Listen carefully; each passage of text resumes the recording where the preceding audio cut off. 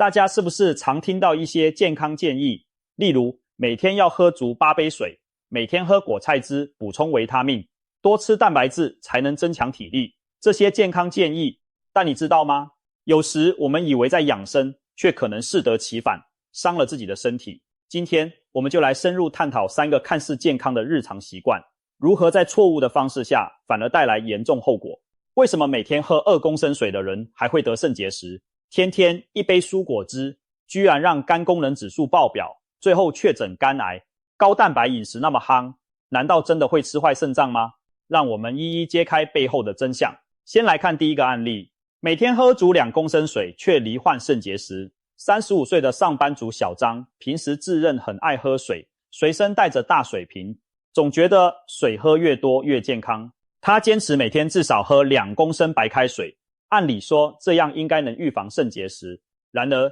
近期他开始感到右侧腰部剧烈疼痛，甚至痛到冒冷汗，站都站不住，被家人紧急送医。检查结果令他大吃一惊，他的右肾里竟然长了一颗5毫米大的肾结石。为什么天天喝大量开水，肾结石还是找上门呢？难道喝水也有错吗？泌尿科医师详细询问了小张的饮水习惯，终于发现问题并非出在水喝不够，而是喝水方式不对。原来小张虽然总量喝够了2公升，但他的习惯是忙起来就不喝，等到口渴难耐时才一口气猛灌大半瓶水。他以为这样一次补足很有效，却不知正是这个坏习惯埋下结石的祸根。医师解释，人体的肾脏就像滤水器，会透过尿液把体内多余的矿物质和废物排出去，包括容易形成结石的钙、草酸和尿酸等物质。如果长时间不喝水，尿液浓度会升高，使这些矿物质更容易在肾脏内结晶，进而形成肾结石。然而，一次性大量饮水并不能有效预防结石，因为肾脏会快速排出多余水分，导致尿液短暂稀释后又回到浓缩状态，无法有效保护肾脏。因此，医师指出，防治肾结石的关键在于水分摄取的频率与均衡程度，而不是只看喝水总量。若想让喝下去的水真正能保护肾脏，预防结石，就要注意喝水的方式正确。医师总结出4招，教我们既喝对又喝够，真正发挥喝水的保健功效。第一招，依体重计算每日需水量。每个人每天到底要喝多少水才足够，并非一概而论，但有一个简单公式可以参考，就是每公斤体重乘以30至40毫升，换算下来大约就是体重50公斤的人每天至少需1500毫升，约 1.5 公升，60公斤的人约需要1800毫升，以此类推。如果你工作或运动量大，容易流汗，或长时间处在开冷气的干燥环境里，建议取高一点的层数来补充更多水分。透过这个方法，先了解自己每日大概要喝多少作为基本目标。当然，夏天炎热、剧烈运动或生病发烧时，身体流失的水更多，也应适当增加额外的水分摄取。第二招，少量多次，小口慢喝最有效。知道了每天的目标水量后，更重要的是喝水的节奏。千万别等到口渴才灌水，因为当你感觉口渴时，其实身体已经缺水一段时间。正确的方法是主动出击，少量多次的喝，在时间允许的情况下，约摸每隔半小时到1小时就喝个200到300毫升，大约相当于一瓶市售600毫升装矿泉水的1/3到1/2，而且别牛饮、豪饮，而要小口啜饮。每20分钟，人体最多也就吸收200毫升左右的水分。如果一次猛灌500或1000毫升，肾脏无法有效处理，多余的水会被迅速代谢掉，无法停留在体内达到稀释尿液的作用。把每天的饮水时段切成多次，养成定时喝一点的习惯，让肾脏持续得到水分来冲淡尿液，带走废物，远比1日2大杯的暴饮式喝法来得有效。想象一下，你的肾脏在帮你洗涤体内环境，与其让它偶尔大水冲一次又干很久，不如持续润泽，才能避免结石形成。第3招，不渴也喝。观察尿液，辨别喝水是否足够。很多人忙起来就忘了喝水，等渴了再补。其实这时肾脏早已处于水分不足的负担状态，要养成不口渴也定时喝几口水的习惯。必要时可以定闹钟，提醒自己，随身携带水瓶也是个好方法，有空就抿1-2口，累积起来就能达标。那怎么判断自己喝的够不够呢？一个简单的指标就是观察排尿。正常成人一天大概要上4到7次厕所，平均每2-3个小时尿1次。如果你发现自己一天只解小便2-3次甚至更少，那就明显喝太少啦。另外，尿液颜色也能提供线索，理想情况下，尿液应该呈淡黄色，接近透明。如果颜色浓黄甚至茶色，表示尿里废物浓度高，水喝得远远不够，保持均衡，持续的补水，尿液才会长期维持淡而清，肾结石的风险就能大大降低。第4招，白开水为主，含糖咖啡因饮料额外补水。许多人每天也喝不少饮料、咖啡或茶，但是别忘了，饮料不等于水。例如手摇杯、奶茶、含糖绿茶、咖啡等，虽然都有水的成分，但其中的糖分和咖啡因会增加身体脱水的机会。糖分摄取过多会干扰肾脏对钙质的吸收，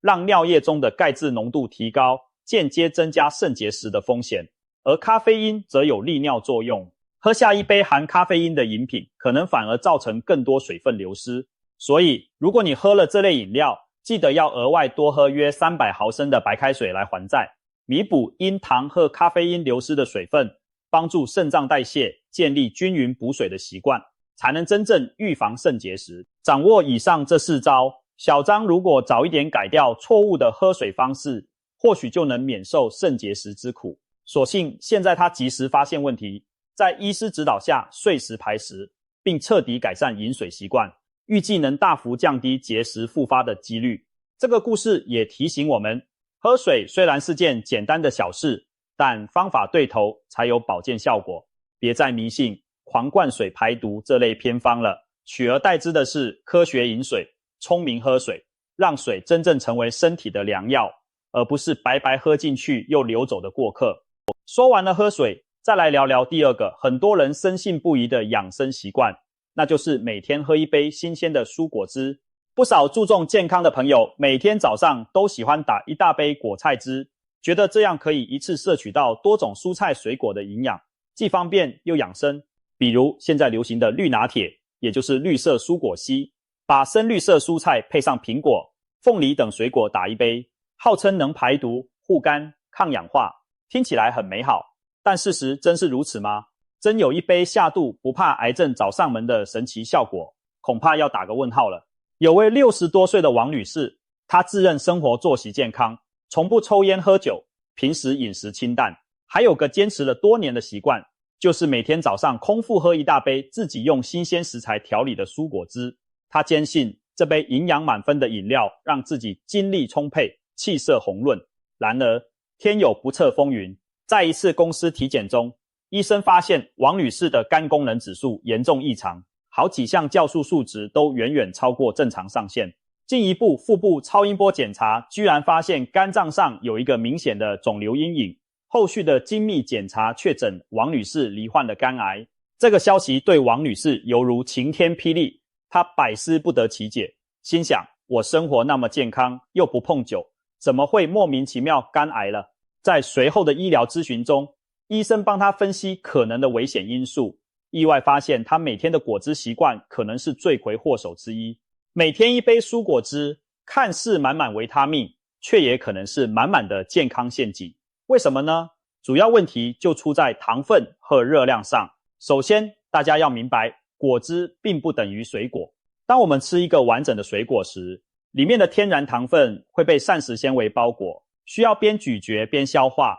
糖分释放速度较慢，对血糖和肝脏的冲击都比较小。可是，当我们把水果榨成果汁，情况就不一样了。一杯果汁往往需要好几份水果来榨取，而且纤维大多被过滤掉，只剩下水和糖的精华液。一杯300毫升的橙汁可能得用上3到4颗橘子，里头所含的果糖、葡萄糖总量相当惊人。直接喝下这杯浓缩的甜液，大量果糖迅速被小肠吸收送到肝脏。肝脏就像身体的代谢工厂，面对突然涌入的高浓度糖分，只能赶紧把多余的糖转化为脂肪储存起来。日复一日，肝细胞内脂肪堆积愈来愈多，就形成了非酒精性脂肪肝。脂肪肝本身可能让肝指数飙高，王女士的状况正是如此。如果持续恶化，脂肪肝会引起肝脏发炎，医学上称之为非酒精性脂肪肝炎，进一步可能发展为肝纤维化、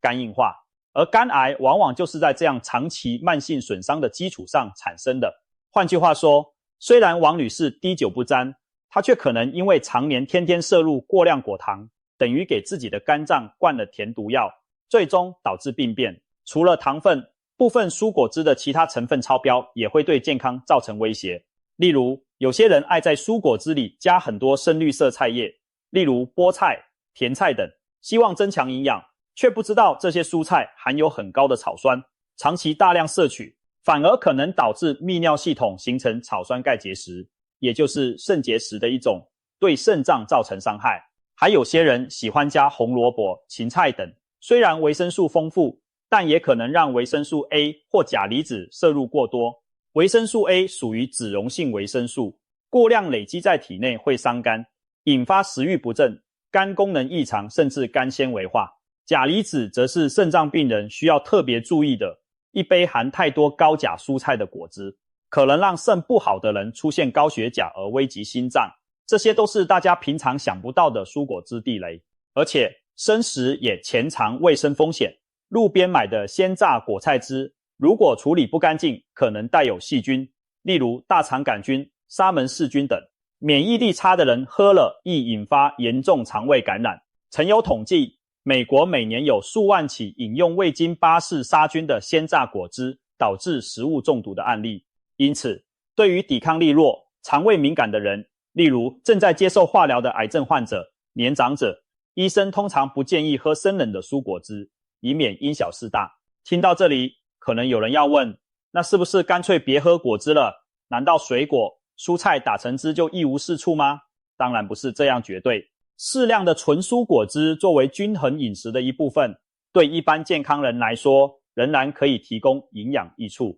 但是关键词就是适量。如果你喜欢喝蔬果汁，建议控制频率和分量，例如每周喝2-3次就好，而且每次不要超过300毫升，尽量以蔬菜为主，水果为辅来调配，这样糖分摄取不会太高。更好的方式其实是直接吃全食的蔬菜水果，把那杯果汁的材料拿来做一份蔬菜沙拉，加上一颗苹果当甜点，你会摄取到同样甚至更多的营养，还多了丰富的膳食纤维帮助消化，少了果汁瞬间灌入的大量糖分冲击。就算想喝，也不妨把果汁改成果昔，也就是连纤维一起打碎而非绿渣，这样血糖的上升速度会比较缓和。至于那些打着排毒、抗癌旗号的神奇果菜汁疗法，大家更要理性看待。蔬果中的确含有多种植化素和抗氧化物质，对健康有益，但绝不是喝了就能以一敌百，天下无敌。如果患了疾病，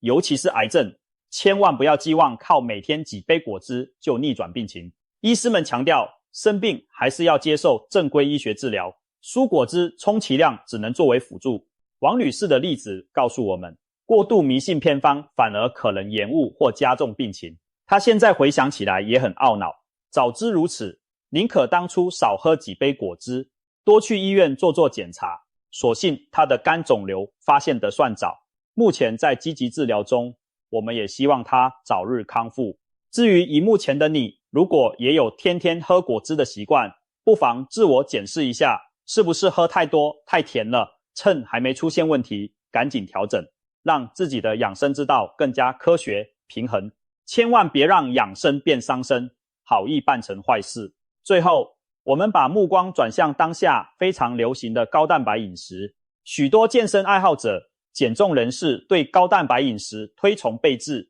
认为多吃鸡胸肉、多喝蛋白粉就能练出肌肉，减掉脂肪，还不容易饿。一时间，生酮饮食、阿金减肥法等高蛋白、高脂肪、低碳水的饮食法大行其道。听上去蛋白质好处多多，但网络上也充斥着另一种声音，认为蛋白质吃太多会伤肾。那么哪一种说法才是真的呢？高蛋白饮食到底会不会悄悄拖垮我们的肾脏？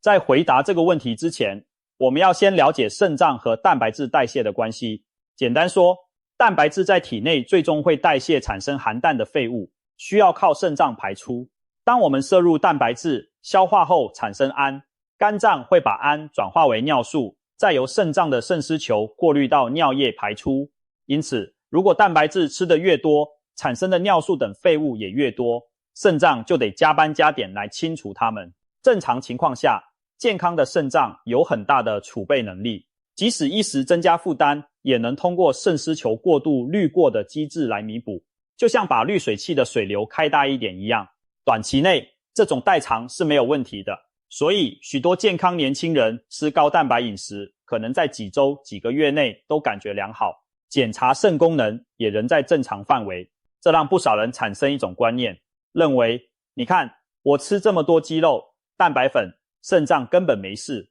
高蛋白伤肾是无稽之谈。但事实真的如此乐观吗？医疗研究告诉我们，对于肾脏本来健康的人，适度增加蛋白质摄取，短期内或许无碍，但长期高蛋白饮食的潜在风险不容忽视。2020年发表在美国肾脏医学会杂志上的一项研究就指出，不论受试者是否已有肾病，高蛋白饮食都使肾功能指数出现了比正常饮食组更明显的下降趋势。换言之，肾脏负担长期过重，可能加速它的磨损，就像一台机器一直超负荷运转。表面上看，当下没坏，但寿命可能缩短了。特别是对那些本身肾脏功能就不全的人来说，高蛋白简直是雪上加霜的毒药。让我们举个例子，一位罹患第二型糖尿病多年的陈先生，50岁出头。由于糖尿病对肾脏的慢性伤害，他其实已经有早期肾病变了，肾丝球过滤率比正常值低一些。平时他的肾脏医生叮嘱他饮食要低蛋白，控制蛋白质摄取在每公斤体重 0.8 公克左右，以减缓肾脏恶化。但陈先生在网络上看到一篇文章，宣称最新研究发现，多吃肉可以延年益寿，蛋白质有助长寿。这和医生说的刚好相反，让他很困惑。他心想，反正我现在感觉不错，不如试试看高蛋白饮食，说不定对我更好。于是他开始大量吃高蛋白食物，每天3餐不离肉，连点心都是蛋白粉冲饮。结果短短几个月后再回医院复查，医生发现他的肾功能指标，例如肌酸酐值明显恶化，比之前进展快了许多。医生连忙追问他的生活，得知他擅自增加蛋白质摄取后，严肃地警告他，你的肾脏本来就有问题，现在等于雪上加霜。高蛋白饮食对你来说就像慢性毒药，再不节制，肾脏坏得更快。陈先生这才后悔莫及，赶紧调整回低蛋白饮食，希望亡羊补牢。从这个例子可以看出，高蛋白饮食对肾脏的影响因人而异。如果你是肾友，也就是慢性肾脏病患者，或者像陈先生一样有潜在的肾功能问题，那么高蛋白就是非常危险的，会大大缩短你的肾脏寿命。因此，医界有共识，第4期、第5期的严重肾脏病患，无论有无糖尿病，都应严格控制蛋白质摄取量。一般建议每日每公斤体重 0.6 到 0.8 克，以减缓肾功能恶化。此外，任何有恶化风险的初期慢性肾脏病患者，蛋白质摄入量都应该少于每日每公斤体重 1.2 至 1.3 克。总之，肾不好的人就是要准节用肾，蛋白质吃太多只会让残余的肾单位加速罢工。事实上，某些肾友如果已经出现明显的代谢废物堆积，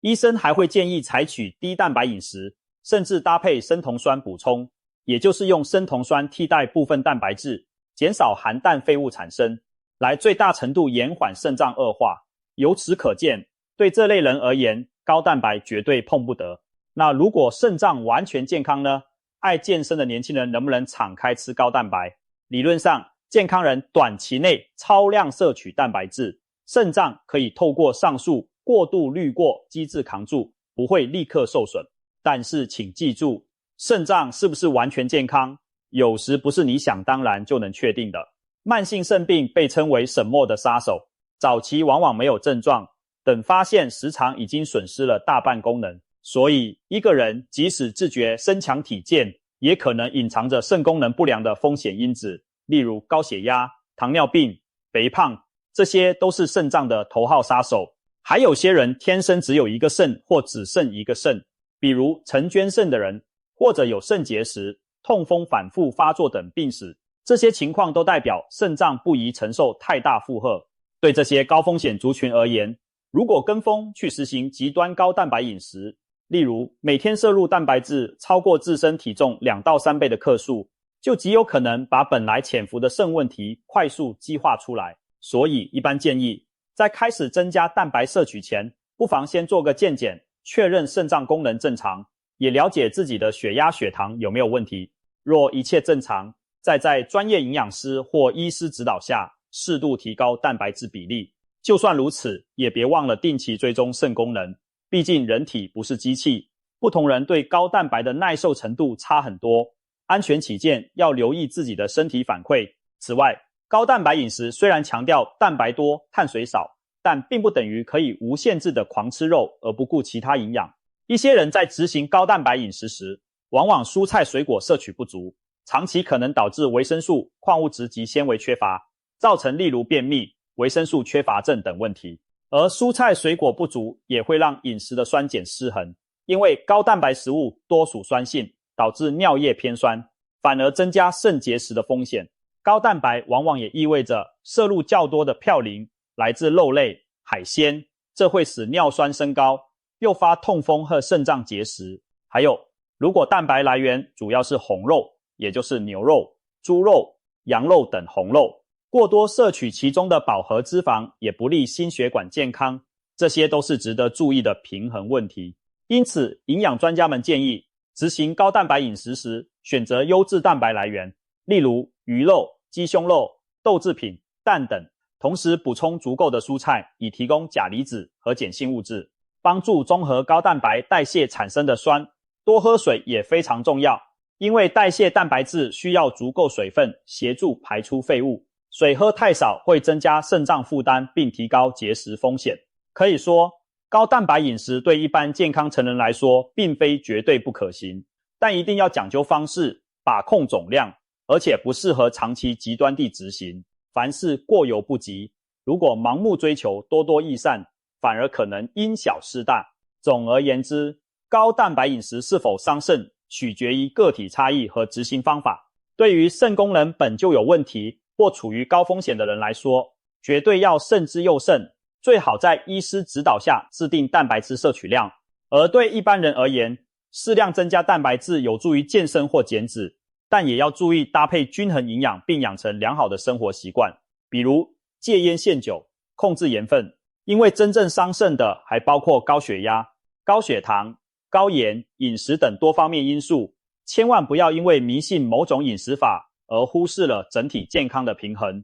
说了这么多，也该做个小结了。我们从喝水聊到蔬果汁，又聊到高蛋白饮食，3个例子看似无关，却有着共通的教训。再好的东西，方法不对或过量，都可能从有益变成有害。水是生命之源，但喝水的方法错误，反而可能滋生肾结石这样的疾病。蔬果富含营养，但滥榨滥喝果菜汁反而增加肝脏负担，甚至诱发癌症。蛋白质是身体必需的营养，但摄取过量超出负荷，反而加速肾脏衰退。所谓物极必反，正是这个道理。养生的真谛在于适度与平衡，而不是一味的越多越好。当然，我们不是要大家因噎废食，该喝的水还是要喝，该吃的营养还是要吃。关键在于掌握正确的方法，根据自身状况做调整，并留意身体发出的讯号。如果能做到聪明喝水、理性饮食，那么每天的8杯水也好，1杯果菜汁也罢，充足蛋白质也好，都会真正成为你的健康助力，而不是埋伏在暗处的健康杀手。希望今天的分享能让您对日常养生有更深入的理解。在追求健康的路上，我们都需要多一分科学精神，少一些盲从偏方，让良好的习惯真正带来正面的效果，避免重蹈那些好心变坏事的覆辙。记住，健康没有奇迹妙方，只有持之以恒的正确习惯。愿大家都能喝得安心，吃得放心，远离肾结石、肝癌和肾衰竭的威胁，健健康康的过每一天。